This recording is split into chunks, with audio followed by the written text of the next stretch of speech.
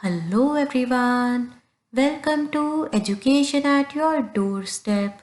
This is Charul and we are going to start the lecture number 32 of Ecology and Environment.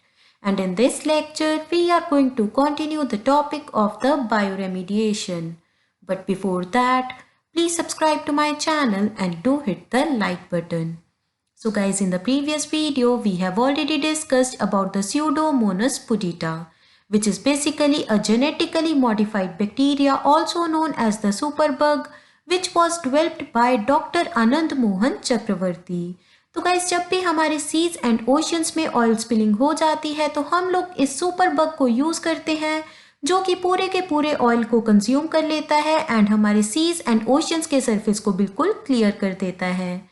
तो guys, इससे क्या होगा, photic zone का extent increase हो जाएगा, डिजॉल्व ऑक्सीजन की वैल्यू इंक्रीज हो जाएगी एंड इससे क्या होगा, जो भी हमारी मेराइन बायोडाइवर्सिटी का लॉस हो गया था due to the oil spilling वो बेसिकली रिवाइव होना शुरू हो जाएगा। तो गाइस, उसके बाद हमने बात की थी कि जो ये टेक्निक है ये बेसिकली हम लोग कहाँ पर यूज करते हैं, जहां पर हमारा कंटेमिनेंट प्रेजेंट था, दैट इज द ऑयल। तो गाइस, इसे हम लोग क्या बोलेंगे, इन सीटू बायोरेमिडिएशन। तो गाइज, उसके बाद हमने बात की थी ऑयल ज़ेपर टेक्निक के बारे में, जो कि बनाई गई थी energy and resource institute of India के द्वारा एंड सबसे पहले से यूज़ किसने किया था, महाराष्ट्र पोल्यूशन कंट्रोल बोर्ड, जब हमारे बॉम्बे में ऑयल स्पिलिंग हो गई थी। तो गाइज, जो हमारा स्यूडोमोनास पुडिटा था उसमें सिर्फ एक बैक्टीरिया यूज़ किया गया था, लेकिन जो हमारा ऑयल ज़ेपर होता है इसमें हम लोग 5 तरह के बैक्टीरियाज को कॉर्न पाउडर के साथ मिक्स करते हैं, जिसे बोला जाता है ऑयल ज़ेपर। एंड गाइस, इसे हम लोग सीज एंड ओशियंस के सरफेस पर स्प्रिंकल कर देते हैं जहां पर ऑयल स्पिलिंग हो चुकी है। तो गाइस, जो ये हमारे बैक्टीरियाज होंगे ये बेसिकली उस पूरे के पूरे ऑयल को कंज्यूम कर लेंगे, हमारे सीज एंड ओशियंस के सरफेस को क्लियर कर देंगे, जिसकी वजह से फोटिक जोन का एक्सटेंट इंक्रीज हो जाएगा, डिजॉल्व ऑक्सीजन इंक्रीज हो जाएगी एंड इससे क्या होगा, मेराइन बायोडाइवर्सिटी रिवाइव होना शुरू हो जाएगी। तो गाइस, आप देख सकते हैं यहाँ पर हमने 5 बैक्टीरियाज यूज किए हैं, तो ऑब्वियसली इसकी एफिशिएंसी ज़्यादा होने वाली है। एंड गाइस, जैसे हमने स्यूडोमोनास पुडिटा में किया था, हमने वो टेक्निक वहीं पर यूज़ की थी जहाँ पर हमारे कंटेमिनेंट्स प्रेजेंट थे एंड ये टेक्निक भी हम लोग वहीं पर यूज़ कर रहे हैं जहाँ पर हमारा कंटेमिनेंट प्रेजेंट है, तो इसे भी हम लोग क्या बोलेंगे, इन सीटू बायोरेमिडिएशन। तो गाइस, अभी बात करते हैं एक्स सीटू बायोरेमिडिएशन के बारे में, जिसमें सबसे पहले हम लोग पढ़ने वाले हैं लैंड फार्मिंग टेक्निक के बारे में। तो गाइस, सबसे पहले आपको याद रखना है जो लैंड फार्मिंग है, this is basically the technique of the ex situ bioremediation. तो गाइस, हम लोग करते क्या है कि जो भी हमें ट्रीटमेंट करना होता है वो बेसिकली हम लोग अपर लेयर ऑफ द सॉइल में कर देते हैं, लेकिन जो भी हमारे कंटेमिनेंट्स पोल्यूटेंट्स प्रेजेंट होते हैं they are basically present in the lower layers of the soil. तो गाइस, क्या फ़ायदा हुआ कि हमने upper layer of the soil में पूरा ट्रीटमेंट किया, वहाँ पर हमने जो ऑक्सीजन थी उसको इंजेक्ट किया, न्यूट्रिएंट्स को, बैक्टीरियाज को इंजेक्ट किया। तो गाइस, एक्चुअली होता क्या है कि पहले हम लोग ये सब कुछ अपनी अपर लेयर ऑफ द सॉइल में डाल देते हैं, लेकिन कुछ टाइम बाद क्या करते हैं, हम उसे बेसिकली टिल्ट कर देते हैं। मतलब क्या हुआ, ऊपर वाली सॉइल को नीचे कर देते हैं और नीचे वाली सॉइल को ऊपर। तो गाइस, होता क्या है कि जब हमने सब कुछ इंजेक्ट किया हुआ है अपर लेयर ऑफ द सॉइल में तो वहाँ पर जो हमारे माइक्रोब्स हैं, बैक्टीरियाज हैं, इनकी ग्रोथ स्टिमुलेट हो जाएगी। एंड गाइस, इससे क्या होगा, जब हम लोग इस सॉइल को टिल्ट कर देंगे जिसमें अच्छे से हमारे माइक्रोब्स, बैक्टीरियाज प्रेजेंट हैं, न्यूट्रिएंट्स प्रेजेंट है, ऑक्सीजन प्रेजेंट है, तो होगा क्या कि जो हमारी सॉइल में कंटेमिनेंट्स, पोल्यूटेंट्स प्रेजेंट थे नीचे वाली सॉइल में, वहाँ पर ये सारे बैक्टीरियाज एंड माइक्रोब्स चले जाएंगे एंड जो भी वहाँ पर हमारे कंटेमिनेंट्स एंड पोल्यूटेंट्स प्रेजेंट होंगे उन्हें बेसिकली ब्रेक डाउन कर देंगे in the simpler and the non harmful substance. तो गाइस, दोबारा देखते हैं, जो भी हमने ट्रीटमेंट करना था वो हमने किया upper layer of the soil में, लेकिन जो हमारे कंटेमिनेंट्स एंड पोल्यूटेंट्स प्रेजेंट थे they are basically in the lower layer of the soil. तो गाइस, क्या किया कि जब ऊपर वाली लेयर में प्रॉपरली माइक्रोब्स एंड बैक्टीरियाज का जो एक्शन था वो बेसिकली बहुत स्टिमुलेट हो चुका है, उसके बाद हमने उस सॉइल को क्या कर दिया है, टिल्ट, टर्न कर दिया है, जिसकी वजह से वो जो हमारी सॉइल थी वो नीचे चली गई एंड इससे क्या होगा, वहाँ पर जो बैक्टीरिया से, माइक्रोब्स से, वो भी नीचे चले जाएंगे एंड इससे क्या होगा, जो हमारे माइक्रोब्स होंगे, बैक्टीरियाज होंगे, जब वो पोल्यूटेंट्स एंड कंटेमिनेंट्स के कॉन्टेक्ट में आएंगे तो वो बेसिकली उन्हें ब्रेक डाउन कर देंगे in the simpler and the non harmful substance. तो गाइस यहाँ पर हमने क्या किया, ट्रीटमेंट किया ऊपर वाली लेयर में, लेकिन पोल्यूटेंट्स प्रेजेंट थे नीचे वाली लेयर में। इसीलिए गाइस इसे हम लोग क्या बोलते हैं, XC2 बायोरेमिडिएशन। तो गाइस अभी बात करते हैं सॉइल पाइल्स के बारे में। तो गाइस यहाँ पर हम लोग क्या करते हैं कि एक मान लीजिए हमारी बहुत ही ज़्यादा कंटेमिनेटेड लैंड प्रेजेंट थी, वहाँ से हमने एक छोटा सा सैंपल उठाया, उसे लेबोरेटरी में जाकर हमने क्या किया, उसे एक्सपोज कर दिया है proper irrigation, temperature, nutrients and the micro organisms के साथ, जिसकी वजह से गाइस क्या होगा कि अभी जो वो सॉइल है उसमें अच्छे से हमारे बैक्टीरियाज एंड माइक्रोब्स ग्रो कर रहे होंगे, क्योंकि बेसिकली उन्हें अपने लिए बिल्कुल ऑप्टिमम कंडीशंस मिल चुकी हैं।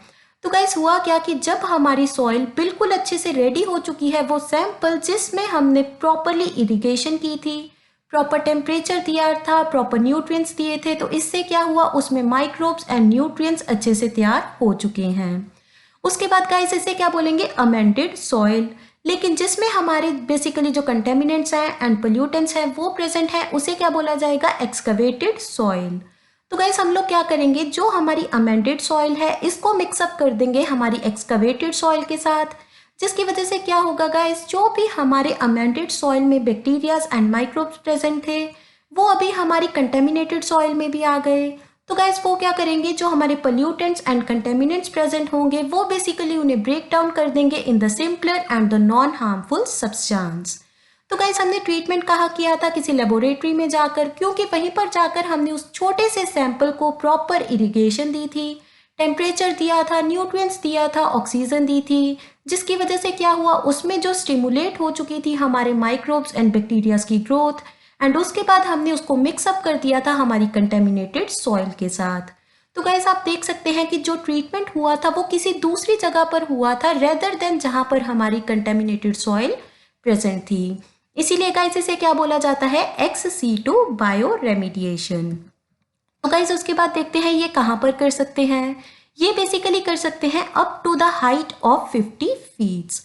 मतलब क्या हुआ कि अगर जो हमारे पोल्यूटेंट्स हैं, कंटेमिनेंट्स हैं, they are basically present 50 feet below the ground, तो हम लोग बेसिकली ट्रीटमेंट कहाँ पर कर सकते हैं, ग्राउंड पर।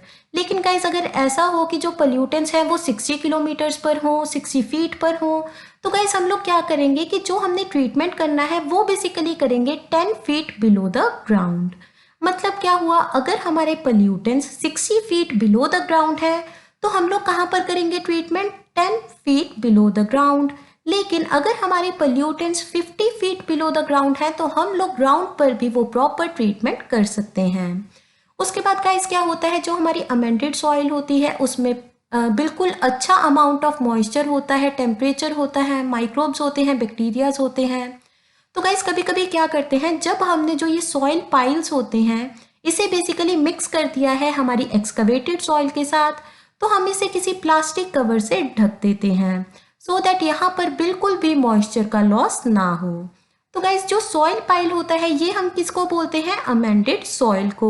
लेकिन इसे हम लोग किसके साथ मिक्स करते हैं, कंटेमिनेटेड सॉइल के साथ, सो दैट वहाँ पर जो भी पोल्यूटेंट्स प्रेजेंट हैं, हमारे हाइड्रोकार्बन्स प्रेजेंट हैं, वहाँ पर पेट्रोलियम प्रेजेंट हो सकता है, और हमने क्या देखा था, पॉलीसाइक्लिक एरोमेटिक हाइड्रोकार्बन्स हो सकते हैं। हो सकता है कि हमने वहाँ पर बहुत ही ज़्यादा पेस्टिसाइड्स, इंसेक्टिसाइड्स, फर्टिलाइजर्स यूज़ किए थे, वो भी हो सकते हैं। तो वो बेसिकली रिमूव हो जाएंगे या फिर वो ब्रेक डाउन हो जाएंगे in the simpler and the non harmful substance. तो गाइस हमने XC2 बायो रेमिडिएशन में दो टेक्निक्स देख ली हैं, एक है सॉइल पाइल्स एंड दूसरा लैंड फार्मिंग। एंड गाइस उसके बाद देखते हैं हम लोग ऐसे मेथड के बारे में जो कि बेसिकली मैकेनिकल मेथड होता है या फिर जिसे हम लोग इंजीनियरिंग मेथड बोल सकते हैं, that is basically the soil reactors. तो गाइस हम लोग क्या करते हैं, either by using some mechanical और द इंजीनियरिंग थिंग, हम लोग जो भी वहाँ पर सॉइल प्रेजेंट होती है, सेडिमेंट्स प्रेजेंट होती है, या फिर हम लोग बोल सकते हैं जो भी वहाँ पर स्लजेस प्रेजेंट हैं उन्हें बेसिकली ब्रेक डाउन करते हैं या फिर उनका ट्रीटमेंट कर देते हैं। तो गाइस हमने लैंड फार्मिंग में क्या किया था, अपर लेयर ऑफ द सॉइल में पूरा का पूरा ट्रीटमेंट किया, उसके बाद उसे टिल्टेड कर दिया।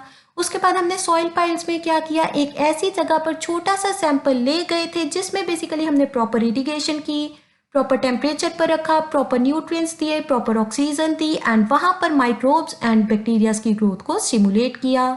उसके बाद उससे हमने कंटेमिनेटेड सॉइल के साथ मिक्स किया सो दैट वहाँ पर बायो रेमिडिएशन की टेक्निक हो सके, जिसे हमने सॉइल पाइल्स का नाम दे दिया था। एंड इसके बाद हमने देखा अगर हम लोग बायो रेमिडिएशन करते हैं यूजिंग सम मैकेनिकल और द इंजीनियरिंग मेथड, तो उसे हम लोग सॉइल रिएक्टर्स का नाम दे सकते हैं। गाइस इसके बारे में ज़्यादा पढ़ने की ज़रूरत नहीं है। तो गाइस हमने इन सीटू में क्या क्या देखा था आपको याद है? बायोवेंटिंग, बायोस्पार्जिंग जिसमें हमने vadose zone, unsaturated zone and saturated zone के बारे में देखा था। उसके बाद हमने बायो ऑगमेंटेशन के बारे में देखा था। Pseudomonas putida and oil zapper technique भी guys in situ bioremediation का ही पार्ट है। उसके बाद हमने एक्स सीटू बायो रेमिडिएशन में क्या देखा है? soil piles and the land farming and also the soil reactors. So guys, that's all for today. If you enjoyed my video, then do like, share and subscribe. Thank you so much.